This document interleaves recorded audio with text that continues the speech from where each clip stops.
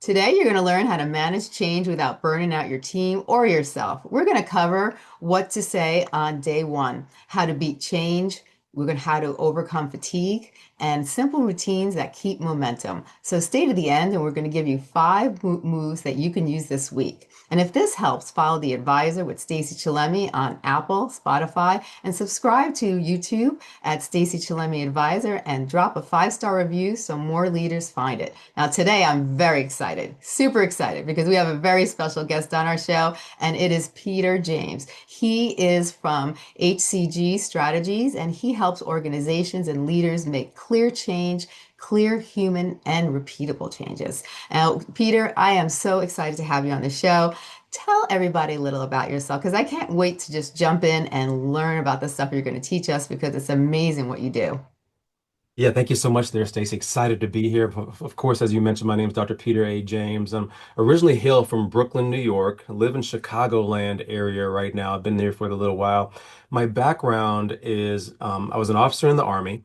I was in the corporate sales and marketing for a few years as well. But then I also transitioned into higher education, where I was a college professor and a faculty chair. And now I run this organization, as you mentioned, HCG Strategic Partners, and we focus on strengthening organizations from the inside out.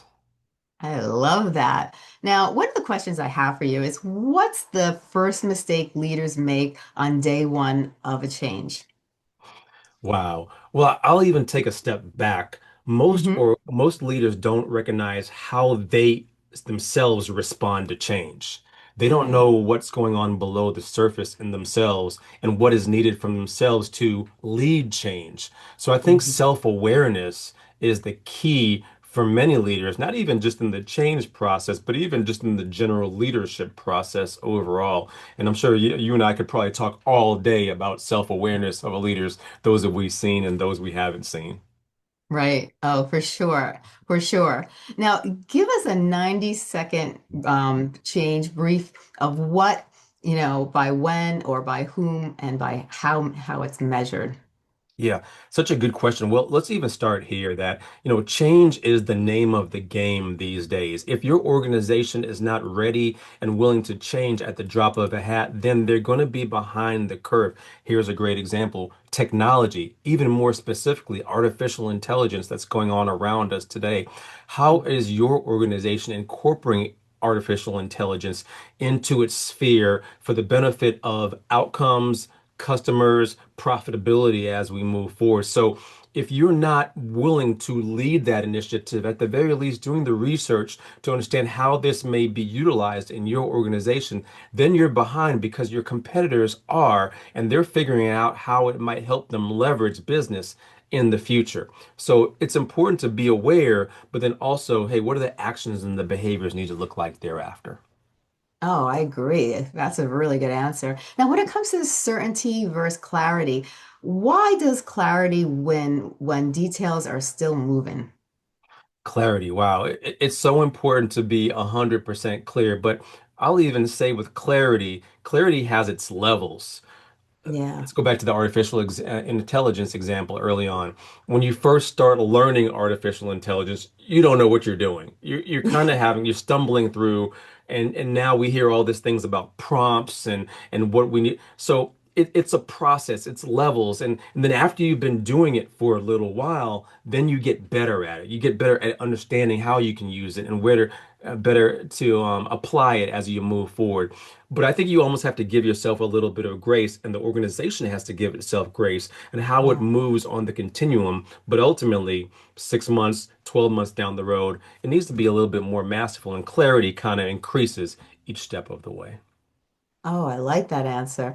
Now, for personal change, what's your Mhm. first 24-hour step when someone feels stuck? Wow, personal change. Here's the thing, the personal change process, I look at it as an iceberg. On the Hmm. surface, we say all the right things. Oh, yeah, Yeah. I need to change. I need to go ahead and do that. But what's going on below the surface? What are the Yeah. values and beliefs and the fears that exist below there? How are you addressing those? And again, are you aware of how those exist below your surface?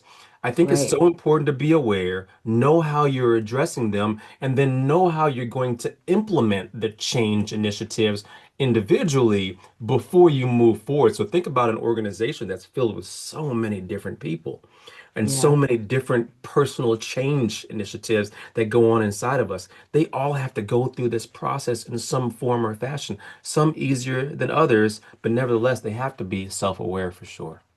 Oh, 100%. And change is not an easy thing for Mhm. people, and sometimes people don't have the capabilities. They need to really be taught how to be self-aware of themselves because a lot of people have a hard time connecting with themselves, whether they just don't, they know that there's some improvements that to be made and they don't want to have improvements because they're scared or they're fearful or they just don't, they're fearful of change maybe or fearful of the unknown, but it's a challenge in the beginning to actually accomplish that. Absolutely. Again, I keep repeating this phrase, but it's so powerful. When individuals ask me, "Hey, what is the number one leadership trait that someone needs to have?" I go back to self-awareness. But you're right, individuals, no matter what they're changing and how they're changing. Here's a great example, really quickly. You're gonna make a move. You're gonna, Yeah. how about this one, Stacey? You're gonna move to Florida, right? From the Northeast, right? So you have to kind of wrap yourself around that a little bit. Oh, what does this mean? Yeah. What are you afraid of? What are some of the things that you're hesitant about? Why do you have to make this move? Okay, and let's just say that you could decide that, okay, this is going to be a good move. Then Yeah. the process of that change, the household, the family, the buying, the selling of the house, so much stuff has to go on that you have to navigate. But if you don't navigate what's going on internally first, the external becomes a little chaotic. Yeah. And what we Definitely. see, and we see that a lot, don't we? Oh yeah, for sure. 100%. Now, when it comes to stakeholders, who actually matters and how do you map them fast? Oh, wow. Who doesn't matter, right? So I'll even take myself for that matter. If I'm diving into some type of change initiative, I Hmm. have myself to think about, going back to what you and I have been chatting with already. But then if it's a move like you just mentioned, I have family around me that I have to pay attention to, whether it is significant other or kids. But then what about the extended family around that may be impacted indirectly by all of this? And then all the other vendors and movers and the mail, the bill, I could keep going on. That's just Yeah. personal. Now we Hmm. go to an organization and the change that individuals have to make, but even an organization has to make. And not only are the stakeholders internal, but all the external stakeholders, again, the vendors, the customers, the environment that is affected by this organization, they all play a role into how this is done effectively, how this is done efficiently. And let's just face it, sometimes there's bad feelings from Yeah. stakeholders when a change has to be made because they don't understand it the way that you internally may understand it. And now you have to navigate, how do I bridge that gap? So, Yeah. so there's again layers to this, so many layers to the stakeholders. I think you sometimes just have to write down who they are and how they may be impacted as you continue to move forward. Oh, that's an excellent answer. Now, when it comes to communication that lands, how often and in what channels and what do you repeat? We got to go one at a time on that one there, Stacey. Uh, Okay, we'll break it down. so I'll even start with the channels. So Mhm. many different ways to communicate. The purest communication channel is face to face in person. Right. The next best, probably what you and I are doing digitally, communicating and some on some type of platform in person digitally, face to face Yeah. digitally. Not as pure as in person, but still as Right. close as it's going to get from a digital perspective. Thereafter, we have email, we have text, we have phone, we have Yeah. social media. I think it's important, no matter if it's change or if it's even other, we have to always analyze, especially if you're a leader. How are we communicating? what is the best channel under these circumstances and what Yeah. needs to be said? Because we've all had received texts that we receive one way and it was totally misconstrued, right? Yes, 100%. So it's so important that we're understanding the channels. Now, let's go back to the what is communicated. It's sometimes we don't think enough of what we're saying, the words that we're using, how considering how it's going to be received, right? Yes. Decoded, and then taking that into consideration, and maybe that once we think about how it's going to be received, switch a little bit what we're saying so that it's received in a better light or the best light under the circumstances, right? Right. Let's not even let's not even go into the detail about the noise that in that communication channel, our own thoughts, but even Yeah. the social noise that exists from our social media, from our television, even just actual noise that goes on, what's distracting, all of these um, play into the change process, into the communication process, even to the outcomes process. And it's something that we can't neglect. Sometimes, unfortunately, we are reflecting on it after the fact, after something has happened, and then we realize, oh, maybe I shouldn't have communicated it that way. Yeah. Yeah. And I like what you said about like using certain words. Words are so powerful. Powerful. And, even just, instead of saying but, maybe say and then instead of saying all of them do, you maybe say, well, virtually, there are words that can actually just change a person's demeanor or their emotions. And it could like, decoding words and just rephrasing things a certain way to a certain personality can be very powerful. And I think one of the things sometimes people get overexcited and then they start just talking and that's when, then things get lost or miscommunicated because they're using the wrong words to the wrong person. And, it's something that really, like we were joking around, take a deep breath and then think about what words you're going to use to what person or what group of people. So if you think about this, if you've been in a relationship for any amount of time, the longer you've been in a relationship, you would think if you've been married for 20 years, there should not be any relationship challenges, right, Stacey? Oh my God. Excuse me, any communication challenges, no communication challenges at all. But in Yeah, fact, and in fact, right, there's always yeah, communication challenges, even with people that we know very well. So yeah. now, if that exists, what does it look like in the workplace? Oh yeah. Right? I And all these people from different backgrounds and different cultures and different upbringings and different education, all coming together to try to move forward on the same mission. Now it yeah. creates a conundrum of Hmm. sorts, and communication becomes that much more important. But sometimes Yes, we're moving so fast, we don't realize it. that's true. Sometimes a person is so comfortable in their shoes and they know what they're talking about. They forget, they have to think about who they're talking about, and that plays a huge role too. And we were talking about before we even got on the show is that the generations in the workplace and how they communicate. Yes. Hmm. And it's important that we are understanding of how a different person receives it. And again, we're excited. We just want to communicate but how is that landing on that individual, Yeah. right? And sometimes we just don't do enough of that. Yeah. Yeah, I agree. I agree for sure. Now, when it comes to psychological safety, how do you invite pushback without losing the momentum? Oh wow. I think it's important that early on in the relationship, especially if it's a work relationship, that you communicate your values. It's one of those things from a leadership development perspective, I coach a lot of leaders and instruct them on, hey, it's important that you communicate your values to your team. And why that's so important is they need to know how to move forward with you. In the Yes. absence of doing that, it becomes chaotic, right? Yes. Because are just doing their own thing. They don't know Mm. how you feel about a certain area.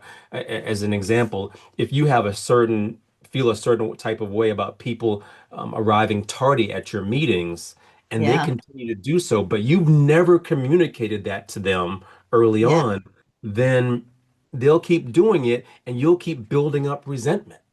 Right. Right? So it's important that you communicate what is necessary, but even from a psychological safety perspective, especially these days, it's so important that you are aware and you communicate what that means to you. Because Yeah. undoubtedly, someone on your team wants to feel safe in the environment, safe to provide their opinions, safe to object, safe to communicate in a raw way, but is it okay under the circumstances? So if, Yeah. again, in the absence of knowing, people are kind of walking on eggshells to a certain extent and don't even know that they are. Yeah. That is so true. Oh my goodness. Now, what's your 30, 60, or 90 for change that doesn't fizzle after week two? Oh, wow, that's loaded. So ask that question again, 30, 60, or 90-day change that hmm doesn't fizzle. Yeah, after Um, week two. change change has to first go below the surface. And here's what I hmm mean. You and I were going to have to communicate why this change is important. Right. Now, if we just announce that we're changing and everyone around us, the team is not understanding the why behind this change, Yeah. it's going to fizzle. Yeah. Almost any change to a certain extent. If I don't understand what's behind it or the root cause of this, and hmm and in the absence of change, what could happen if we don't Yeah. do this? If I don't know that, then I'm just doing what I'm told and it's kind of surface level. But if Yeah. I am connected to the outcome, understand the details, understand the why, then the change becomes that much more fruitful and beneficial for everyone involved and won't fizzle after those 2 weeks for sure. Yeah, that's an excellent answer. Because I think, some people will definitely feel like they're just doing it to do it. And then Yes. some people will take it personally. I found that when I have implemented change, to a group of people, some people took it personally. And it what had nothing to do with how they were doing it. It was just overall, it wasn't the best decision, and it was time for a change to make it better. But then, sometimes people take things personally. Sometimes people feel like, well, doesn't what I do matter, And so it all depends on the mindset of the person. So you have to really think about, how you're going to word it to everybody and how are we going to explain it and explain that as, that this is a change that's for the better of all people within the company, not, and we're doing it to make a better, stronger, more united and profitable group, and company, not because people aren't doing a good job or, or this is what I said and this is what you're going to do, because a lot of people, if they really care, they're going, they feel like, even though it's not their company, that they feel like they have a stake in it and, and they take it seriously.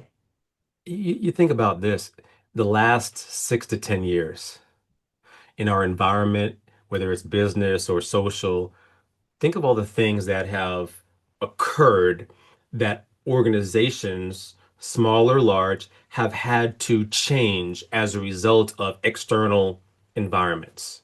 Right. Right? Just think about that, right? There's so many pandemic, artificial intelligence, social stuff going on, politics, Mhm. wars. I could keep going on and how it's Yeah. tariffs, how it's impacting business in some form or fashion. Right. A leader in those organizations, if they are not communicating that, hey, listen, we have to be nimble. We have to Mhm. adjust and adapt. We're going to be asked to do that on a regular basis. If we're Yeah. not communicating that, going back to communication, and digesting that, then we're left behind over and over and over again. And Right. again, to your point, some of us don't understand, well, why do we have to change? Why do we Yeah. need to be proactive with change? We take it personally because, hey, I like doing it the way that it is right now. We don't Yeah. understand the bigger picture and the ramifications that will occur if we don't shift in some form Right. or fashion. Yeah. Exactly. Now, we all know that metrics matter. What do you track to prove progress without creating the report from hell? Report from hell. That's good. Yeah, my short answer to that it depends. And Hmm. I say that because from or every organization that I work with, the key progress indicators, the KPIs, they are different from Yeah, organization to. There are some commonalities, but so one organization, maybe the climate survey is what they're paying a lot of attention to because they want to yeah, start tracking turnover and how that's impacting the customers ultimately. For another organization, it may be the net promoter score. For another organization, it could be exactly. their market share in the marketplace. It depends from organization to organization to organization, but none of those should be minimized because Yes, what's important to them may be impacting their bottom line. So if right. I'm walking into an organization and I'm talking to someone in the C-suite, they want to hear me talk P&L, right? Yeah. Hmm. But if I'm talking to an HR director, they want to help, whether they want to talk more turnover or leadership development or something along those lines. So I have to be very cognizant of what are some of the challenges or the gaps that exist. I need to listen for that exist Yeah, or that are pain points for them that they're tracking, that they're keeping their eye on, and how might what we do align with what those gaps are and what they may need as they continue to move forward. So that's just a small example of the reports from hell. You know what I've noticed from people? I've talked to a lot of people, and what I've noticed is that a lot of people get stuck when they haven't been in business for a very long time, or they just don't understand other businesses. They think all businesses are like run like their business, and they think the metrics, especially all are supposed to be this is supposed to be more emphasized than this, and they think that they get confused. They don't understand, like you just mentioned, that certain businesses will place more emphasis because it matters more in that industry and not so much in other industries. So it's like, I think one important thing is, Mhm. from your opinion, maybe you can clarify it to the audience that, doesn't understand that. But I see a lot of professionals that, don't realize that every different industry emphasizes on different things accordingly. It's such, listen, when you and I are working on something so hard, it consumes us, right? Yeah, And we are paying attention to some metrics that are just again, all consuming. And so yeah, then we think also that, oh yeah, everyone else is paying attention to this as well, when in fact, there may be a little bit of a nuance over here that's a little bit different that they're having to pay attention to. Don't get me yeah, wrong. Again, there's some commonalities. There's some metrics that exist from organization to organization to organization. But I think it's important that we're open-minded enough to yeah, pay attention to, yeah, what's important to us, but be open to some other things that may impact us that we're not even quite aware of. And that's why I like to think that I come and bring that perspective that, hey, here's some things that you may not have thought of. What does that look like for your organization? And if you don't know, hey, maybe that's something that could benefit you as you continue to move forward, whether it's your team or the organization as a whole. right. A very good answer. Now, when it comes to rituals, what's one daily and one weekly ritual that keeps leaders steady and in uncertainty? Wow. One daily, you know, I really believe that the best leaders have individuals around them that call them on their BS. Yeah. Right? And you think Hmm. because you and I probably can identify some leaders that don't have enough of those people around them. Yeah. Hmm. I need someone who can say, man, that's kind of messed up. Why'd you do it that way? Or why are you thinking about it this way? Here's another way to think about it. Yeah. If I can make an example, the best athletes that you and I know, no matter what sport it is, they all have a trainer.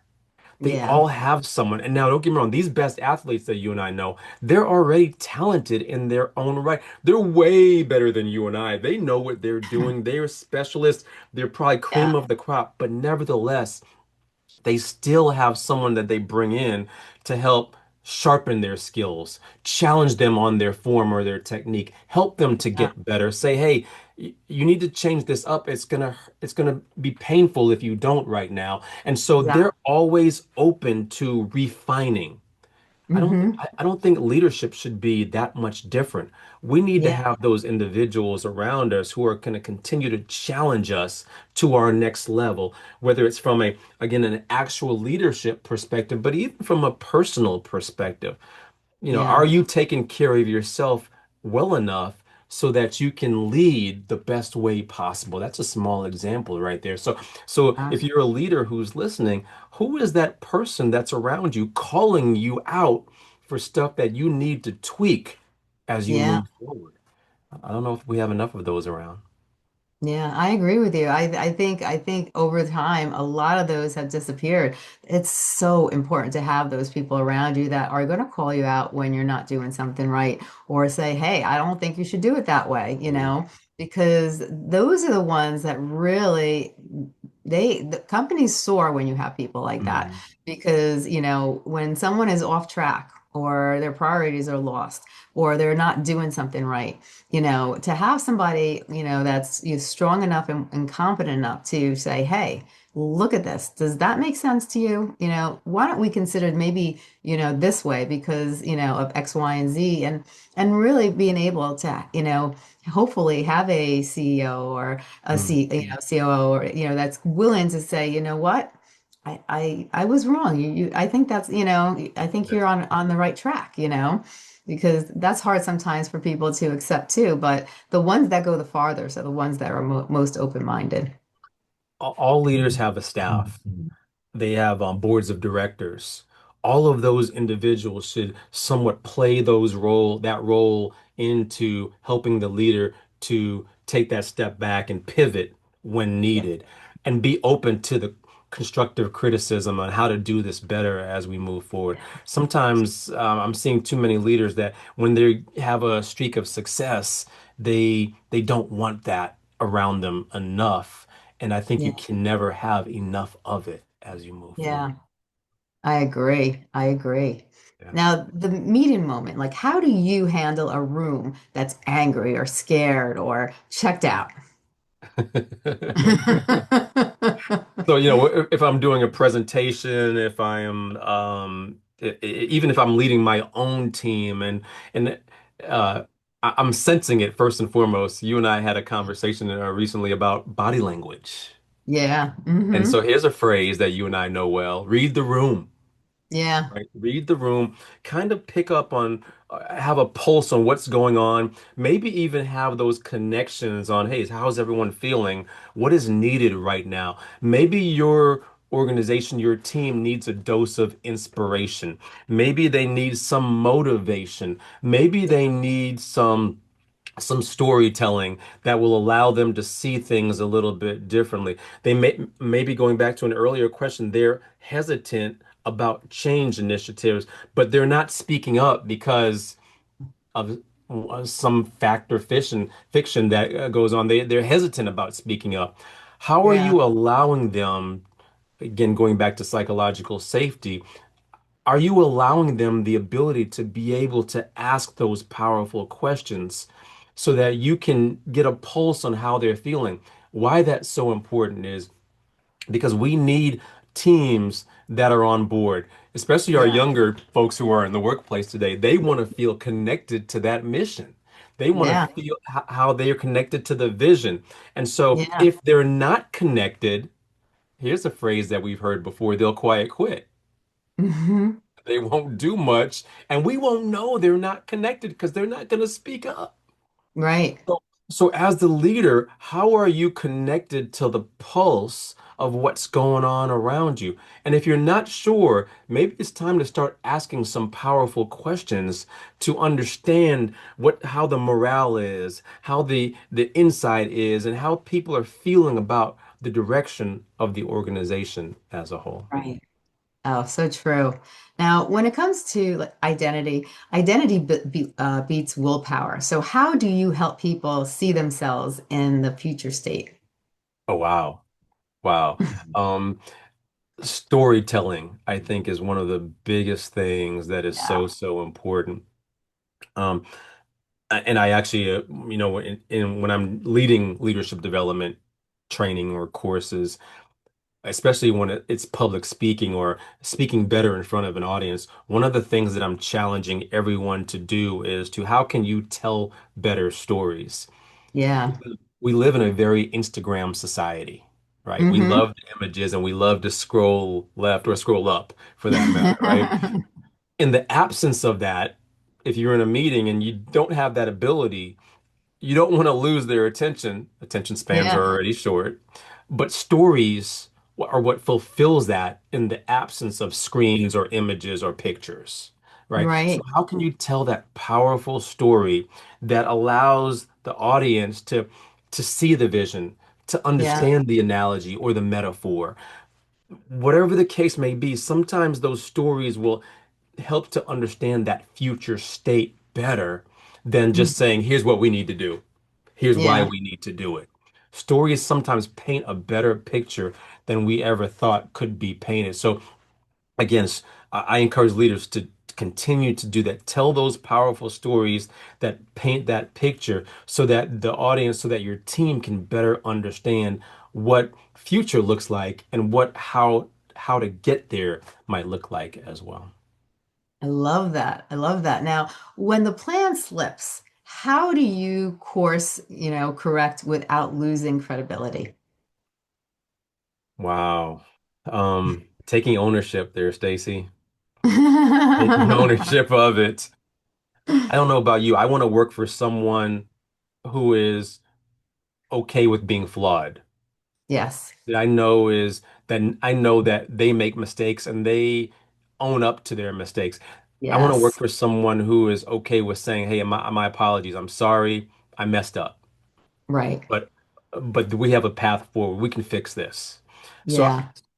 so if you're a leader and you're hearing this and you are and things go south or things go left, own Right. it.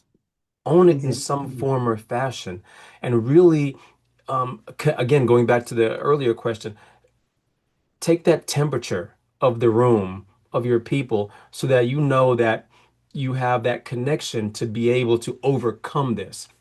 One of the Yeah. things, one of the phrases that I use a lot for leaders, especially new leaders, is to lead collectively but manage individually. So you think Yeah. about that. The leading collectively, you need to be able to communicate that vision to everyone. They need to understand why, where we're going and why we're doing it as well. But the manage individually part allows the leader to be able to connect one-on-one with that person, to know them, know about a little bit about themselves and their families, to know what their strengths and their weaknesses are. If you're Yeah. able to lead collectively and manage individually effectively, Right. then when you run into those areas or times where you made that mistake, it's almost easier, dare I say, to overcome them because you have the relationship. Right. And wow, that's a powerful word right there in and of itself. What do the Yeah. relationships look like around you in order for Mhm. you to overcome the challenges that will undoubtedly come? Oh, I love that answer. Now, Thanks. one one play for cross-functional alignment when everyone has different incentives. Oh wow. Ask me that question one more time for me, please. Okay, so what's the one play Mhm. for cross-functional alignment? So when Mm. everyone has a different incentive.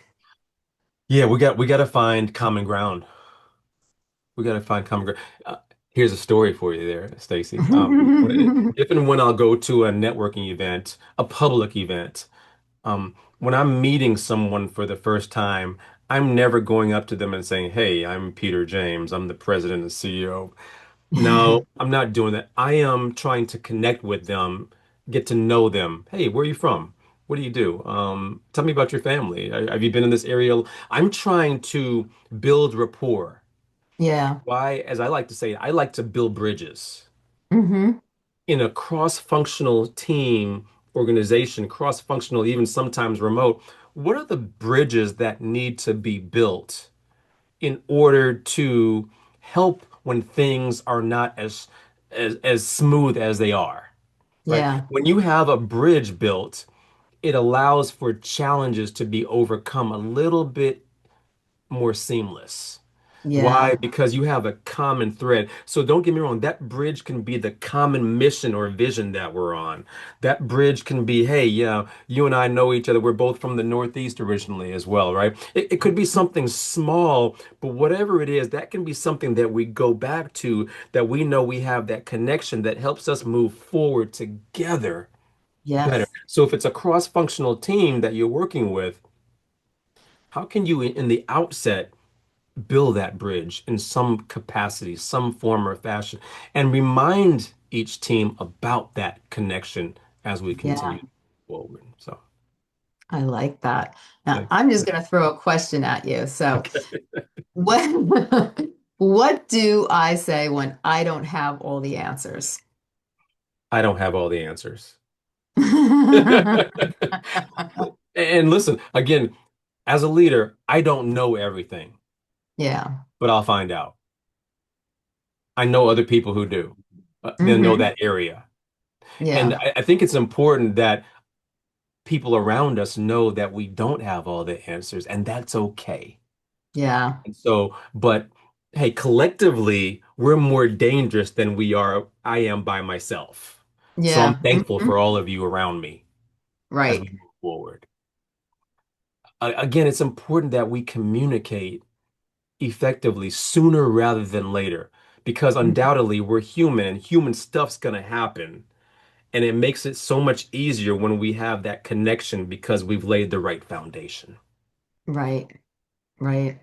Yeah, because sometimes I see people, and I love it when people always have all the answers to everything. And when they're speaking, it's funny because they could be a tech, but then Mhm. someone's talking about marketing, and all of a sudden they have all this marketing advice, and you're looking at them, it's like, huh? Oh, It's yeah, you do that too, huh?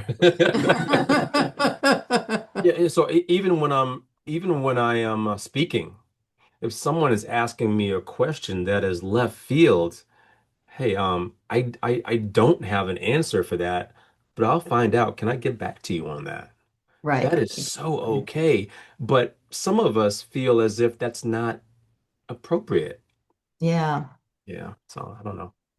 I think the best way is like you said it. I think there's more respect there when you admit that Hmm. you don't have all the answers because you're being honest. It takes courage to do that also, Mm. and it takes resilience. And I think people have more respect for that individual when they admit, hey, that's not my area of expertise. I don't know, but I'll find out for you if I can, and I'll let you know. And I think it goes farther that way. It's so important there. Thank you for saying that there, Stacey. I think courageous leadership is becoming a lost art. Yeah. Yeah, Yeah. yeah, good stuff. So what do you think about like kill or keep when it comes to pilots, beta groups, and champions? Kill or keep. Give me an example of what you're referring to. A lot of people do the alpha beta group, they do the pilots and they do all these different things. Is it worth doing all that stuff? Is it, or Mm. is it better just to focus maybe on, like we talked about, the communication and working on different aspects to figure out what people really need? I think pilots are huge. I think pilots are huge, and especially in organizational settings, or even when you're testing something out. So years ago, I used to teach entrepreneurship, and the phrase was, if it's not if it's not a test, it's a guess at best. I like that. You think about that. So we should be testing everything out all the time to see what sticks in an organizational. We should have a team or committee that's always trying to see, hey, what's next and what can we do as we Yeah, move forward. Just jumping in is like we're jumping in blind. yeah, And I don't know if that's appropriate. And I don't know if the CEO will love money spent. that could possibly be wasted. But instead, how can we do some testing in order to see what sticks and what aligns the best as we move forward as well? I love that. That's a great answer. And it's so true. Why jump in before, something that you don't know? It's like, Mm, it's a 50-50 kind of, chance. And it's better to just, be able to, I think I like the alphabetic groups. I like the pilots. I think mm. it's much safer to have an idea rather than just do something, say, hey, you know what, that looks really good. I see other companies doing it. Let's try it. I think that's great. Now, Peter, listeners were promised 5 concrete actions. What 5 things can they do this week to manage better change? For themselves, and let's definitely start with themselves. I got to go back to that number one. Analyze how self-aware you are. How Mm-hmm. self-aware you are. So that's number one. Number two, ask yourself who is around you to call you on that self-awareness, Mm-hmm. right? Who can you trust to be able to do that, right? Number Yeah. three, I love affirmations there, Stacey. I love to remind myself who I am or who I need to be as I continue to move forward so that I can continue to sharpen and be the best version of myself. Number Yes. four, I think listening is so, so important today, more than ever. Sometimes we think that we have to be the loudest one in the room. I take Yeah. heart. I like sometimes being the quietest one in the room for sure. And then last but not least, sometimes you have to jump in. When you've done all the testing that you and I have spoken about, and you Yeah. have all the guardrails in place, we can't hesitate forever. It's important to go ahead and jump right in. And if that's you, and if you needed that edge, if someone who's listening needed that edge to jump on in, hey, this is the time. If you've done everything to prepare, now's the time for you to jump right in. I love that. I love that. That's awesome. Now, can you tell everybody about your services? Absolutely. So, as you mentioned in the outset, HCG Strategic Partners, we help to strengthen organizations from the inside out, and we do that 3 specific ways. We do that via executive and leadership coaching, leadership development programs, and then transformational change initiatives. And we lead off with healthcare organizations, but we work with so many organizations around the US, but also around the world.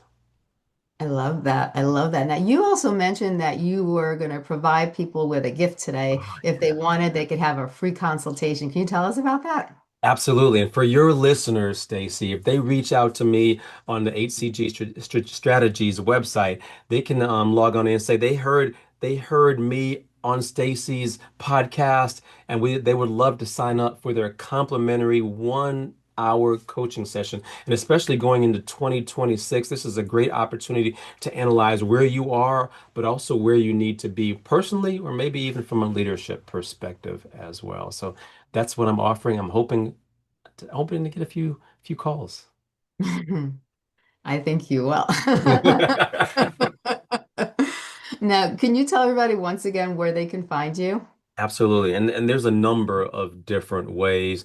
The best place to do it is hcgstrategies.com. But also, if you go to LinkedIn and you type in Peter James Chicago, my face will pop right up there. Feel free to send me a message. I'm also on YouTube at Dr. Peter A. James. And then also, you might even see me sprinkling in on Instagram here and there as well, there, Stacy. So, quite a few ways.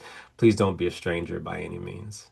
Oh, I love it. This has been amazing, Peter. Thank you so much for coming on the show today. You provided us with a whirlwind of information, and I think, your information was so concrete and right to the ball. It's just you really explained everything so clearly and so concisely, and I think people really have to understand, that there are different ways to approach all these issues, and as a team, there is a lot of things that companies have to deal with, and you have to really understand your team and understand people and understand cultures and generations and understand that there's no one way of doing everything. That we really have to understand, what our team is like, what the expectations are, and really understand, create a plan that's going to work for everyone and be willing to change and showing people why change is so important. And that all goes down to, like we were talking about, good communication,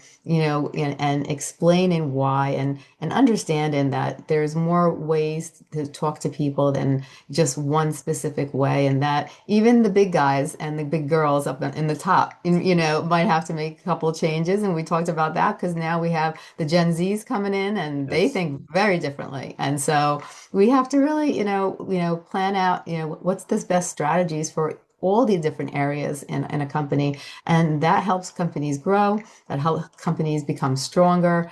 And that really builds, confidence and a great crew. And it really, and that shines and that shows, and you can't do it by yourself. And you can't, there's too much going on. And I always believe a coach is a great person because they are outside the box. When you're inside the box, you really don't see things for what it really is, even though you think it is, and I've learned that myself. When you have someone outside the box looking in, they see a lot of things that, a company might necessarily see in itself. So somebody like yourself, I think is great because you go in and you're looking at different areas and, you're looking at all the different company, departments and, doing whatever they need you to do, but you're looking at it from a different perspective and you're giving them ideas that a lot of times people don't even think about because you have expertise in the field and you see things from a different light from your own experience. So you're taking your knowledge and incorporating it in other companies,